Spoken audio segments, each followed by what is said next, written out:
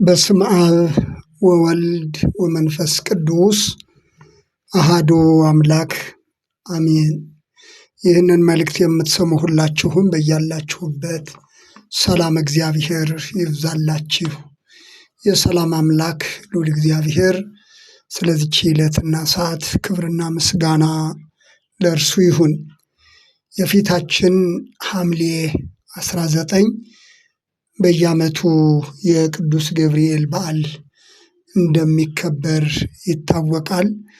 በርካታ ምዕመናንም ወደ ታወቁት እንደ ቁልቢ ገብርኤልና ወደ መሳሰሉት አብያተ ክርስቲያናት በመሄድ የቅዱስ ገብርኤልን በዓል ማክበር በጣም የተለመደ ነው። ስለዚህ ይህ በዓል ታሪኩ ምንድነው? የምናከብርበት ምክንያትስ ምንድነው? በሚለው ዙሪያ ጥቂት ሀሳቦችን እናነሳለን። መልእክቱ ለሌሎችም እንዲደርስ ላይክና ሼር ማድረግን አትርሱ። ሰብስክራይብ ያላደረጋችሁና አዳዲስ የሆናችሁም በየጊዜው የሚለቀቁ ታሪካዊና ትምህርት ነክ የሆኑ የወንጌልን ቃል መሰረት ያደረጉ አስተምሮች በየጊዜው እንዲደርሷችሁ ሰብስክራይብ በማድረግ እንድትጀምሩ በአክብሮት አሳስባለሁኝ። ይህ በዓል በዋናነት የቅዱስ ቂርቆስና የእናቱ የቅድስት ኢየሉጣ በዓል ነው። በዓሉ በዋናነት የሕፃኑ እየተባለ የሚጠራው ሕፃኑ ቅዱስ ቂርቆስና የእናቱ የቅድስት ኢየሉጣ ወይም ደግሞ የእናትና የልጅ በዓል እንደሆነ የሚታወቅ ነው። ምክንያቱ ደግሞ እነዚህ ሰዎች በአምላካቸው በእግዚአብሔር ፊት ባላቸው የጽናት እምነት የተነሳ ከአሕዛብ ወገን የሆነ አንድ ገዢ ወይም መኮንን ተብሎ የተጠቀሰ ሰው ቂርቆስና ኢየሉጣን እርሱ የሚያመልካቸውን አማልክት እንዲያመልኩትና እንዲሰግዱለት ባዘዛቸው ጊዜ አንሰግድም ከማለታቸው የተነሳ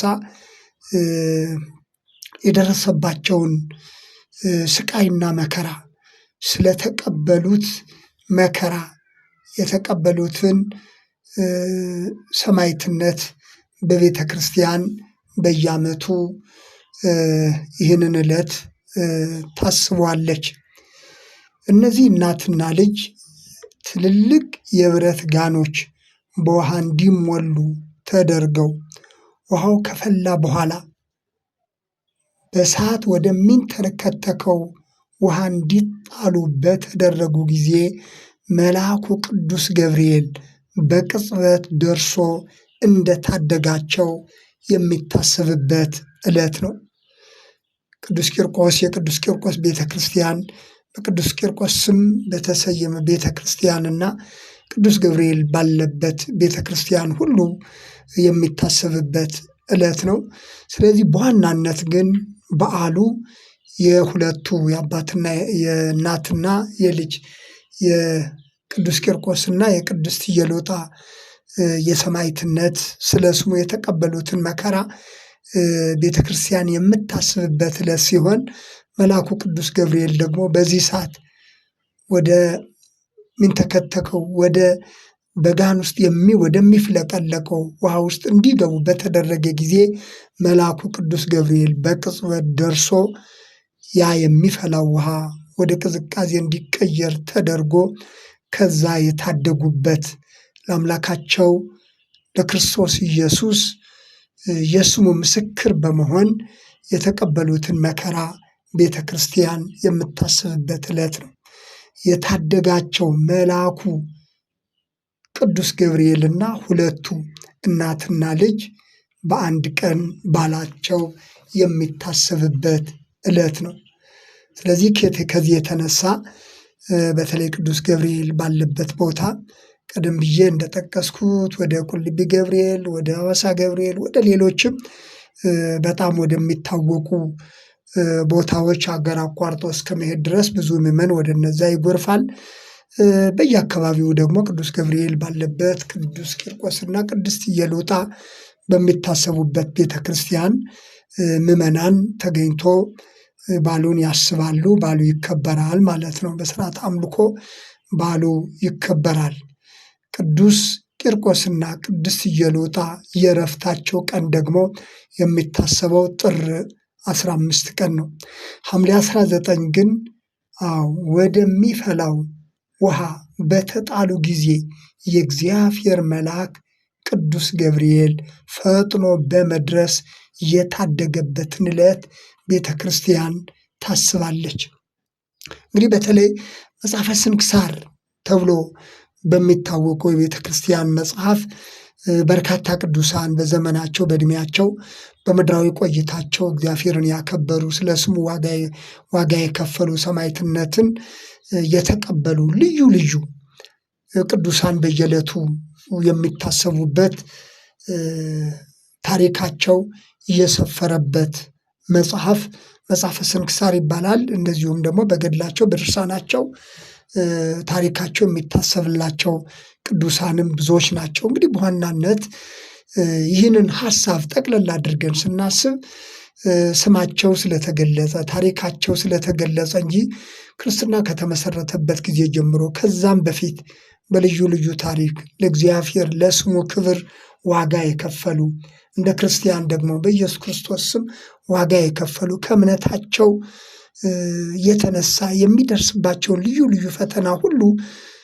በጽናት በትዕግስት ለስሙ ክብር ዋጋ የከፈሉትን ቤተ ክርስቲያን በየጊዜው ታስባለች ማለት ነው። እንግዲህ እነዚህ ስማቸው የተጠቀሰ ነው። ነገር ግን የሰው ልጅ ወደዚህ ምድር ከመጣበት ጊዜ ጀምሮ ጥሩ የሚሰሩ እንዳሉ ሁሉ ክፉ የሚሰሩ ለአምላካቸው ለእግዚአብሔር ስም ዋጋ የከፈሉ እንዳሉ ሁሉ ደግሞ ፈጣሪያቸውን የሚወጉ ለፈጣሪያቸው ቦታና ስፍራ የሌላቸው ሰዎችም አሉ። ስለዚህ የሰው ልጅ ታሪክ በየፈርጁ ነው። እነዚህ ግን ለኢየሱስ ክርስቶስ የነበራቸው የእምነታቸውን ጽናት የተቀበሉትን መከራና ሰማዕትነት ቤተ ክርስቲያን በዚህ ዕለት ታስባቸዋለች ማለት ነው። ለምሳሌ በተመሳሳይ ሁኔታ በመጽሐፍ ቅዱስ ትንቢተ ዳንኤል ምዕራፍ 3 ላይ የተገለጸ አንድ ታሪክ አለ። የታሪኩ ይዘት ተመሳሳይ መልክ ስላለው ናቡከደነጾር የተባለው የባቢሎን ንጉሥ ላቆመው ምስል አንሰግድም በማለታቸው ወደ እሳት የተጣሉ ወጣቶችን በተመለከተ መልአኩ ቅዱስ ገብርኤል እንደታደጋቸው በየዓመቱ ታኅሳስ 19 የሚከበር የሚታሰብ በዓል እንዳለ ይታወቃል። የሁለቱም ሐምሌ 19 ታሪካቸው የሚታሰብላቸው ቂርቆስና እናቱ ኢየሉጣና እነዚህ ሶስት ወጣቶች አናንያ፣ አዛርያ፣ ሚሳኤል ተብሎ ታሪካቸው በትንቢተ ዳንኤል የተገለጸው በተለይ ምዕራፍ 3 ላይ ናቡከደነጾር ላቆመው ምስል አንሰግድም፣ አናመልክም፣ የምናመልከው አምላክ አለን፣ አንተ ላቆምከው ጣዖት አንሰግድም በማለታቸው የተቀበሉት መከራና የእግዚአብሔር ምስክሮች በመሆን እምነታቸውን በአደባባይ የገለጹበትን ታሪክ ትንቢተ ዳንኤል ምዕራፍ 2፣ 3፣ 4 ድረስ ያለውን ማየት እንችላለን። ስለዚህ የትንቢተ ዳንኤል መጽሐፍ ላይ የተገለጹት ሶስት ወጣቶች ስማቸው አናንያ፣ አዛርያ፣ ሚሳኤል ወይም ደግሞ ኋላ ላይ ሲድራቅ፣ ሚሳቅ፣ አብደናጎ ተብሎ በባቢሎን ስማቸው የተቀየረ እነዚህ ሶስት ወጣቶች ናቡከደነጾር ላቆመው ምስል በዶራ ሜዳ ላይ የራሱን ገናናነት፣ የራሱን ታላቅነት፣ የራሱን ክብር ለመግለጽ ብሎ ላቆመው ምስል መኳንንቱና መሳፍንቱ አጠቃላይ ለዚህ ምስል ሲሰግዱለት፣ እነዚህ ሶስት ወጣቶች ግን ንጉሥ ሆይ 1000 ዓመት ንገስ፣ ነገር ግን አንተ ላቆምከው ምስል አንሰግድም፣ እኛ የምናመልከውና የምንሰግድለት አምላክ አለን፣ ለጣዖት አንሰግድም፣ በሰው እጅ በተሰራ ነገር አንሰግድም በማለት ከዚያ ሁሉ ሕዝብ መካከል በተለየ ሁኔታ አንሰግድም በማለታቸው ወደ እሳት እንደተጣሉና መልአኩ ቅዱስ ገብርኤል ደርሶ እንደታደጋቸው ታኅሳስ 19 በሚከበረው በዓል ቤተ ክርስቲያን ትንቢተ ዳንኤል ምዕራፍ 3 ላይ ያለውን ታሪክ መነሻ አድርጋ ታስባለች። ያ በዓልም ቅዱስ ገብርኤል ደርሶ ልክ ኢየሉጣንና ሕፃኑ ቂርቆስን እንደታደጋቸው መልአኩ ቅዱስ ገብርኤል ከእግዚአብሔር ተልኮ እነዚህን 3 ወጣቶችም እንደታደገ ታሪኩን በየጊዜው የምናውቀው የምንማረው ጉዳይ ነው። ስለዚህ የነዚህ አጠቃላይ የሐምሌ 19ኙም የታኅሳስ 19ኙም ታሪክ ለአምላካቸው ለእግዚአብሔር የተለየ መንፈሳዊ ማንነት ያላቸው እምነታቸውን በውል የሚገልጹ በተግባር የገለጹ ሰዎች የሚታሰቡበት ዕለት ነው። ወገኖቼ እምነት ማለት ሰው ሁሉ በሚፈሰው አይነት መንገድ አብሮ መፍሰስ ሳይሆን ለሚያመልኩት ለእግዚአብሔር መለየት ነው። እነዚህ ሰዎች መንፈሳዊ ቁመናና ለእግዚአብሔር ያላቸው የተለየ የእምነት ጽናት በየዓመቱ በተጠቀሱት ቀናት ሲታሰብ ይኖራል። እምነት ማለት ለእግዚአብሔር መለየት ነው። ሰው ሁሉ ስለሰገደ፣ ሰው ሁሉ ስላከበረ፣ ሰው ሁሉ ስላደረገ ብቻ የምናደርገው ሳይሆን የተለየ መንፈሳዊ ማንነትና ለእግዚአብሔር የመለየትን ሁኔታ የሚጠይቅ ነው። እግዚአብሔርን በቃሉ ተለዩ ተለዩ። የእግዚአብሔር ሕዝብ ለእግዚአብሔር የተለየ ማንነት እንዲኖር እግዚአብሔር ይፈልጋል። የማቴዎስ ወንጌል ምዕራፍ 7 ቁጥር 13 እና 14 ላይ መድኃኒታችን ኢየሱስ ክርስቶስ እንዲህ ሲል የተናገረው ቃል አለ። በጠበበው ደጅ ግቡ፣ ወደ ጥፋት የሚወስደው ደጅ ሰፊ መንገዱም ትልቅ ነውና ወደ እርሱ የሚገቡ ብዙዎች ናቸው። ወደ ሕይወት የሚወስደው ደጅ የጠበበ መንገዱም የቀጠነ ነውና የሚያገኟትም ጥቂቶች ናቸው አለ። የሚያገኟትም ጥቂቶች ናቸው። ስለዚህ በናቡከደነጾር ጊዜ ያ ሁሉ መኳንንትና መሳፍንት በዛ ሰፊ መንገድ እየሄደ ለቆመው ምስል በግንባሩ ሲደፋ ሲሰግድለት፣ እነዚህ ወጣቶች ግን የምንሰግድለት አምላክ አለን በማለት ለአምላካቸው ለእግዚአብሔር ተለዩ። የቅዱስ ቂርቆስና የእናቱ የኢየሉጣን ታሪክም ስናስብ ተመሳሳይ ነው።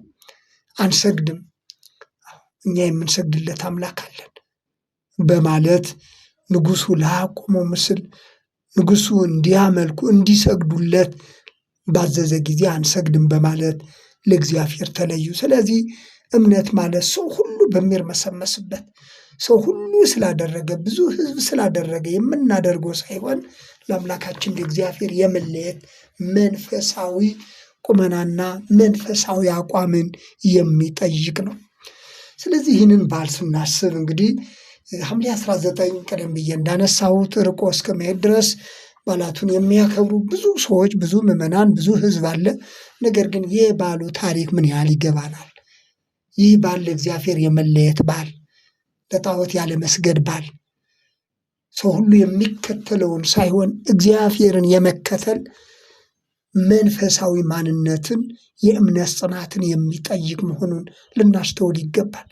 ለመሆኑ ግን በዓላትን ለማክበር በቅርብም ይሁን በሩቅ አገር አቋርጠን በመሄድም ይሁን አጠገባችን ብዙ ሕዝብ ስለሚያከብር ብዙ ሕዝብ ስለሚሄድ ነው የምንሄደው? ወይስ በትክክል ይህንን ታሪክ አውቀን ክርስትና ማለት በመከራም ጊዜ ቢሆን በፈተና ጊዜም ቢሆን ለእግዚአብሔር የመለየት የራስን መንፈሳዊ አቋም መለየት መሆኑን ተረድተን ነው ወይስ ሰዎች ስላደረጉ ብቻ ነው የምናደርገው የሚለውን ልናስተውል ያስፈልጋል። ቅዱሳን መላእክት ምንጊዜም እግዚአብሔርን የሚያምኑትን እግዚአብሔርን የሚከተሉትን ለእግዚአብሔር የተለዩትን ሰዎች በመከራቸው ጊዜ ወደ እሳትም ሲጣሉ ወደ ልዩ ልዩ ፈተና ውስጥም በወደቁ ጊዜ የእግዚአብሔር መላእክት ቀድሞ በመድረስ የሚታደጉ መሆናቸውን የእግዚአብሔር ቃል ይነግረናል። እግዚአብሔርን በሚፈሩ ሰዎች ዙሪያ የእግዚአብሔር መልአክ ይሰፍራል ያድናቸውማል ተብሎ ነው የተጻፈው። ስለዚህ የእግዚአብሔር መላእክት እግዚአብሔርን የሚያመልኩትን ለማዳን የሚታዘዙ ለመታደግ የሚታዘዙ የሚላላኩ እንደሆነ የሚታወቅ ነው። ቅዱስ ገብርኤልም ያደረገው ይህንኑ ነው። ስለዚህ ዛሬ እኔና እናንተ በዓላቱን ስናከብር በስጋ ሐሳብ በስጋ ፈቃድ በተለይ ርቀን የምንሄድ ለመዝናናት፣ ለመብላት፣ ለመጠጣት፣ ለመዳራት ነው ወይስ በትክክል እነዚህ ቅዱሳን ያለፉበትን መንገድ ተከትለን ስጋችንን፣ ነፍሳችንን፣ መንፈሳችንን፣ ፈቃዳችንን ለእግዚአብሔር በማስገዛት እምነታችንን እንደ እግዚአብሔር ፈቃድ ራሳችንን ለእግዚአብሔር በመለየት ነው ወይስ ሰዎች አደረጉ ብለን ነው የምናደርገው የሚለውን ጭምር ልናስታውስ ያስፈልጋል። ብዙ ሰው ገብርኤል ይከብራል በሚለው ብቻ እንጂ ታሪኩ ምንድን ነው? ይህ ታሪክ ለእኔ ያለው ፋይዳ ምንድን ነው? የቀደሙት ቅዱሳን መልአኩ የደረሰላቸው የታደጋቸው እነዚህ ሰዎች ምን ስላደረጉ ነው? እኔስ ምን ማድረግ አለብኝ? በእድሜ በዘመኔ በሕይወቴ እምነቴን በእግዚአብሔር ፊት በእንዴት አይነት ሁኔታ መግለጥ አለብኝ? ፈተና ቢደርስብኝ፣ ችግር ቢደርስብኝ፣ ውጣ ውረድ ቢደርስብኝ በማምልከው በአምላኬ ፊት ለእርሱ በፊቱ ጸንቼ ለስሙ ክብር መኖር አለብኝ የሚል ማንነት ይዘን ነው ወይስ ሰዎች ስላደረጉ ብቻ ነው የምናደርገው የሚለውን ሁሉ ልናስታውስ ይገባል። ስለነበረን ጊዜ የእግዚአብሔር ስም የተመሰገነ ይሁን።